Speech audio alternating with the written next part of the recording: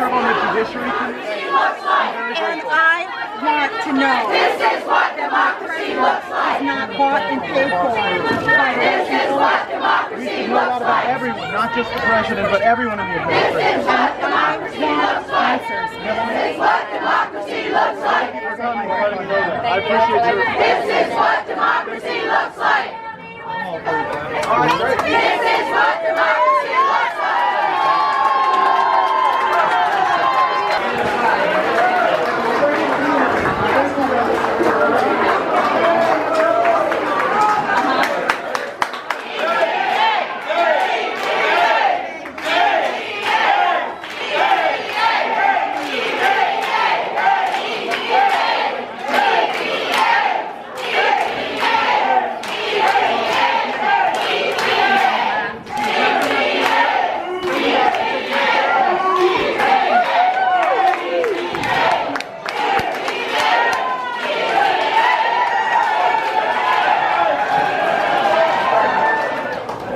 Thank you all so much for being here. My name is Matt Gaetz. I'm your congressman, and it's great to be in Milton today.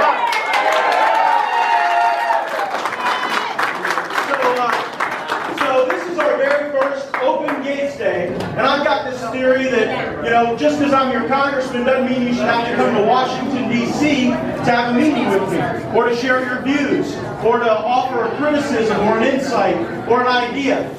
And so what we're going to do from time to time is we're going to go to all the communities in our district, and we're going to hold town hall meetings. And gosh, today this is probably the 4th or 5th one we've had. We started with a little town hall with the Kiwanis Club down in the Tanglewood Golf Club. And then we did a radio town hall meeting on WEBY. And then I went to Avalon Middle School, where I'm pretty sure the 7th graders gave me the roughest grilling on Avalon Middle. But I will assure you this, you've got some brilliant students in this community, some fantastic teachers. Hey, good to see you again. And they did a great job asking some questions, and we had a good exchange of ideas. After that, we had a town hall with parents and teachers, specifically about education issues, and my desire to limit the paperwork, limit the testing, get the federal government out of our education system, abolish the federal government education. And wouldn't it be nice? Wouldn't it be nice if we took the billions of dollars that we're wasting on federal bureaucracy and put that into more pay for our teachers, more technology for our students, and better educational outcomes for the students and the parents and the communities that support these fantastic institutions of learning. So we had a great conversation there. I also had the chance to brief your county commission on important issues like the federal government's involvement in the fee simple title issue out on the beach, and also, thank you. And here was, so that you know, here was the commitment I made. When Congressman Miller did a great job and got the fee simple title bill passed through the United States House of Representatives and the United States Senate, there were some who wanted to add an amendment to that bill to say that we could never, ever, under any circumstance, have a pass in Navarre.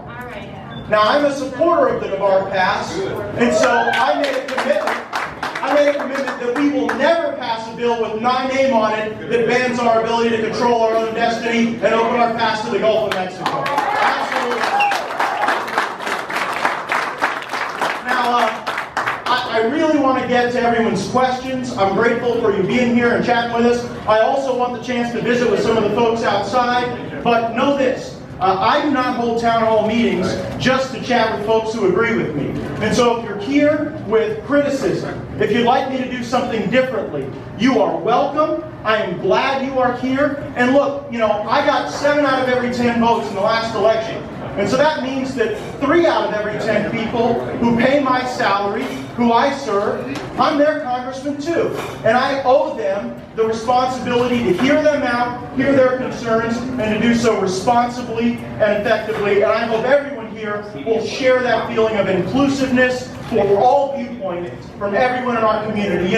Some of you may have seen some of these Republican town hall meetings across the country, and they sort of turn into circuses with chanting and yelling back and forth. But we've got a lot of national media here covering us. And my goal is that we will be able to show America what the values of Northwest Floridians are. We care about each other. We care about each other. We're neighbors. We're connected. We're patriotic. And even when people don't agree with us, they deserve a right to have their voice heard. And we'll stand up and defend their right to be able to make their voice heard, even if it's not the same views we have. Isn't that, those are our inclusive values in Northwest Florida? Great. So here's what we're working on in Congress. And I make no apologies for this. Obamacare is a disaster, and we will repeal it this year.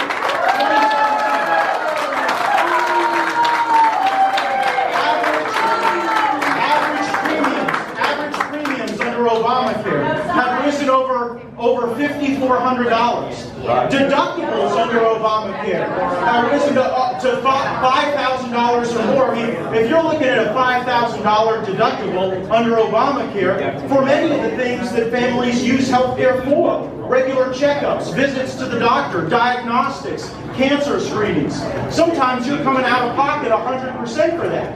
And the consequence is worse health care outcomes, more costs, and real damage to our small businesses. So I will fight with every fiber of my being to repeal Obamacare in the year 2017. So that's not all. That's not all we have to do. So we'll get to questions in a moment. So the other thing we've got to do is we've got to get this economy growing again.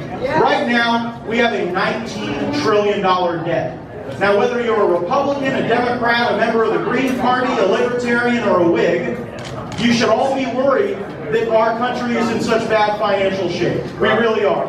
And let me tell you how this is even worse. If in the next 10 years we do not cut entitlement programs, this debt will go from $19 trillion to $28 trillion in the next 10 years. On top of that, there's another $100 trillion in unfunded liabilities. Now, the people that will pay the price for that will largely not be the people in this room. The people that will pay that price will be the 7th graders that I was hanging out with at Abolish Middle School. Young people. A child born today inherits over $60,000 as their portion of the national debt. What has gone on in America has been the greatest generational theft in all of human history. And we all have responsibility for it, and it's time to do something about it. Now, we've got to cut spending. That's very important, but we cannot cut our way to a balanced budget. We also have to grow our way there. We've got to get the economy moving again. We've had anemic growth for the last 8 years. So here's my hope.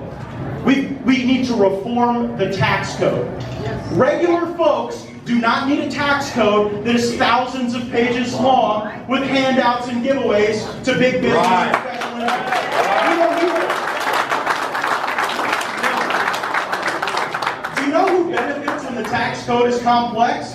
It's the people with the lawyers and the lobbyists who can go and influence those outcomes. In countries like Estonia, they are over 90% of their population is able to fill out their income taxes on a postcard. Now, that might not be great for every accountant, but it's sure good for regular families who just want to follow the rules, pay their fair share, make their patriotic contribution to the country. And you know what? If it's good enough for average American families, it's good enough for big business, and they ought to be paying their fair share too. And that means broadening the tax base, lowering rates for everyone. That is exactly the type of tax reform I expect we will be passing this year in the 115th Congress.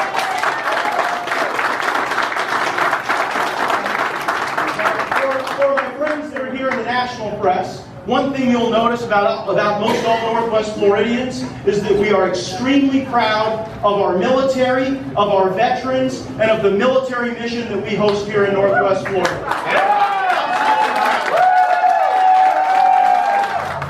Because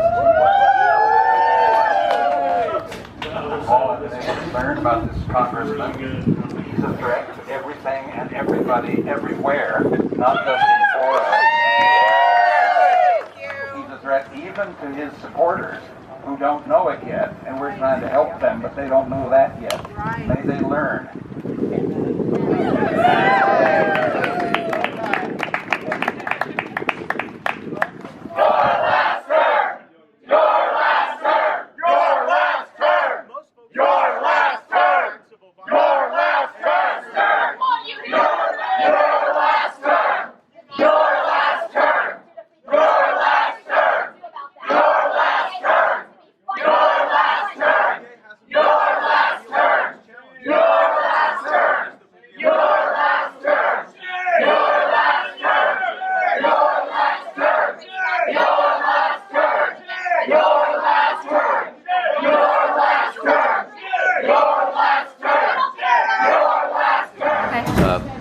like I was saying earlier, I got the video when you were talking to the congressman, Absolutely. and I was wondering if you could just repeat kind of what your exchange, what you asked him, and what he said. Okay, so he walked up and I said, can I ask you a question? He said, sure. And I asked him, first I said, our water has no state line boundaries. And I said that we have water supplies that are coming out of Alabama and Georgia and Louisiana. I asked him what he's going to do about the water that is being polluted there. I asked him what he's going to do about the 6 beaches that were closed last year due to fecal matter on the beaches, what he's going to do about the 45 chemicals in Escambia County water, and I said that he needs to fund the EPA. And as I was saying that he needs to, instead of abolishing it, he cut me off and he said some line that he always says, and honestly I didn't quite get all of it, it was quite loud, but I think it was something to the degree of that he's going to locally attack the water issues and the EPA issues. So then I came back with that it's not working, and that if is he going to continue to vote against regulating our water like he has been with Rick Scott at the state level, and if that's the case, then it's not working. And then he started to say something, and I said, do you have children? And he said no, and I said, you don't even care about our children, and he said that basically there's enough of this. And then as he turned around and walked away, I screamed, we want clean water, we want clean water. Water is life! Water is life! Water